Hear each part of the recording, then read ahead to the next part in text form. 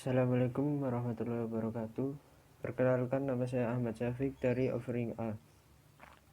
Di sini saya akan menjelaskan tentang analisis kasus UTS pengantar manajemen. Analisis kasus pertama, yaitu cara mengembangkan kemampuan dan keterampilan dalam bermanajemen, yaitu dengan melakukan perencanaan yang matang, karena perencanaan berfungsi untuk menetapkan tujuan yang ingin dicapai dan menyusun strategi untuk mencapai tujuan tersebut dengan cara yang pertama. Untuk mengelola tim pastinya harus memiliki jiwa kepemimpinan, dan saya telah bekerja selama 8 tahun dan memiliki potensi dalam kepemimpinan. Lalu yang kedua yaitu membuat strategi yang kreatif untuk mengelola tim yang dengan latar belakang yang beraneka ragam tersebut, yaitu dengan cara merekrut tim-tim yang kurang, yaitu berjumlah 7 orang. Lalu cara yang lain ialah melakukan pengorganisasian yang efektif dan efisien untuk membantu menyelesaikan masalah tersebut, yaitu dengan merekrut kekurangan karyawan yang terdiri berbagai macam bidang-bidang seperti bidang keuangan, bidang akuntansi, bidang humas, dan juga bidang-bidang yang lain, agar pengorganisasian dalam bermanajemen itu secara efektif dan juga efisien. Lalu kita masuk ke soal yang kedua. Yang pertama yaitu contoh organisasi dan perusahaan yang ada di sekitar rumah saya, yaitu PT Indogrosir, merupakan organisasi dalam bentuk perusahaan perseorangan. Yang pertama, lingkungan internal PT Indogrosir, yaitu karyawan. Di sana terdapat berbagai macam karyawan, ada yang bertugas sebagai kasir, keuangan, gudang, dan juga lain-lain. Lalu kedua yaitu direksi, dewan direksi. Terdapat dewan direksi internal dan juga dewan direksi eksternal. Ketiga, pemegang saham. Jika perusahaan memperoleh keuntungan, maka mereka memperoleh imbalan sebesar yang mereka sertakan. Lalu juga lingkungan eksternal. Yang pertama, lingkungan eksternal berbentuk mikro, yaitu para pesaing. Di sekitar perusahaan PT Indogrosir tidak memiliki pesaing yang cukup besar, karena hanya ada beberapa toko-toko kecil dan juga mall. Lalu para pelanggan. Perusahaan tersebut juga memiliki banyak pelanggan dikarenakan penempatan lokasi yang strategis, yaitu terdapat di pinggir jalan raya dan juga berbatasan dengan kota dan juga kabupaten. Yang ketiga, instansi pemerintah.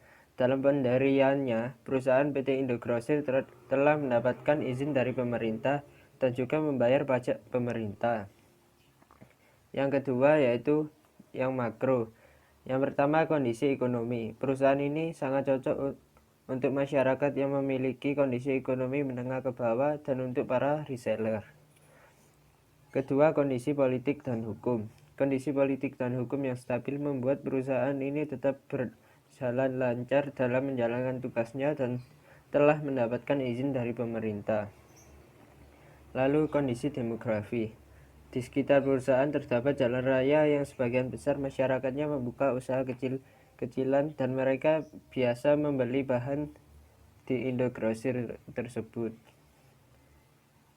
Lalu soal yang kedua tentang ketidakpastian lingkungan. Pengertiannya ialah sebagai rasa ketidakmampuan seseorang untuk memprediksi faktor sosial dan fisik yang berpengaruh terhadap perilaku pembuat keputusan dalam organisasi, yang berarti manajer tidak memiliki informasi yang memadai tentang faktor-faktor lingkungan agar dapat memahami dan memprediksi kebutuhan dan perubahan.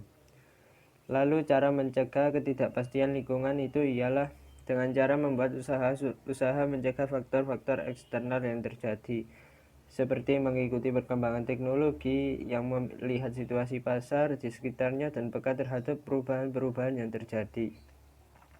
Yang ketiga yaitu perusahaan harus terlibat persaingan global. Dikarenakan untuk mengembangkan sumber pengetahuannya baik melalui pelatihan sumber daya manusia ataupun melalui pengembangan sistem berbasis pengetahuan sebagai sarana untuk mendapatkan daya saing global. Dampak perusahaan terhadap budaya kerja organisasi ialah organisasi akan semakin maju dikarenakan terdapat kerja keras dalam mencapai tujuan tersebut, dan juga dikarenakan persaingan yang semakin luas antar perusahaan-perusahaan yang ada. Lalu soal yang ketiga, yaitu tentang perencanaan SDM dalam bidang pendidikan. Perencanaan yang pertama adalah pemerataan. Di Indonesia, salah satu yang menjadi kendala terhambatnya pendidikan ialah ketidakmerataan. Di Pulau Jawa terdapat banyak sekali guru-guru dengan jam bekerja yang minimal, akan tetapi di pulau-pulau seperti Papua maupun Sulawesi hanya sedikit jumlah guru-guru yang bekerja dan juga memiliki jam kerja yang over. Maka harus melakukan pemerataan dengan cara menempatkan guru-guru di daerah terpencil dan juga bisa melebihkan biaya yang dikenakan oleh guru tersebut dan juga upahnya. Yang kedua, pelatihan. Banyak guru yang kurang memahami tentang proses kegiatan belajar mengajar. Secara menyeluruh, banyak yang hanya mengetahui pengertiannya saja. Solusi yang tepat ialah melakukan pelatihan metode pembelajaran sesuai peraturan terbaru, yaitu kurikulum 2013. Yang terakhir adalah rekrutmen. Dengan cara merekrut guru-guru yang dianggap memiliki potensi yang baik dan juga profesional, agar kualitas pendidikan di Indonesia akan semakin meningkat. Itulah perencanaan SDM dalam bidang pendidikan. Lalu ke soal keempat, struktur perusahaan. Yang pertama adalah direksi. Lalu di bawahnya direktur utama, lalu direktur keuangan, dan juga direktur personalia. Di bawah direktur terdapat manajer, manajer personal, manajer pemasar, manajer pabrik, manajer, dan juga manajer gudang. Dan juga di bawahnya terdapat divisi-divisi yang ditempatkan dalam berbagai kota, yang dalam contoh kasus tersebut adalah Kota Malang dan juga Kota Surabaya.